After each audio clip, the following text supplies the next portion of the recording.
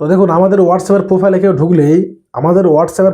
ঢুকলেই আমাদের যে কন্ট্যাক্ট নাম্বার দেওয়া থাকে বা যাদের ইমেল অ্যাড করা আছে প্রোফাইলে হোয়াটসঅ্যাপে, তো সেটা কিন্তু অনেকেই দেখতে পায়। তো আজকে আমি আপনাদের একটা সেটিং বলবো। আপনি যদি ওই সেটিংসটা অন করেন, আপনার ফোন নাম্বার বলুন বা ইমেল বলুন, আর আপনার যে প্রোফাইল ফটো ওটাকে স্ক্রিনশট নিতে পারবে না, আর আপনার ফোন নাম্বার দেখতেই পাবে না। তো সেটিংসটা কি, যদি জানতে চান ভিডিওটা শেষ অবধি দেখুন। আর আপনি যদি আমাদের প্রোফাইলে নতুন অতিথি হয়ে থাকেন, তো প্রোফাইলটি ফলো করে রাখবেন নেক্সট ইনফরমেশন পাওয়ার জন্য। এর জন্য আপনাকে আপনার হোয়াটসঅ্যাপে চলে আসতে হবে। হোয়াটসঅ্যাপে আসার পর উপরের দিকে ডান দিকে দেখুন আপনার 3টা ডট আছে, আপনি এখানে চলে আসবেন। তারপর সেটিংয়ে চলে আসবেন। তারপর ধরুন এখানে প্রাইভেসি, আপনি প্রাইভেসিতে চলে আসবেন। তো প্রাইভেসি আসার পর দেখুন এখানে আপনার আছে অ্যাবাউট, আপনি এখানে আসবেন।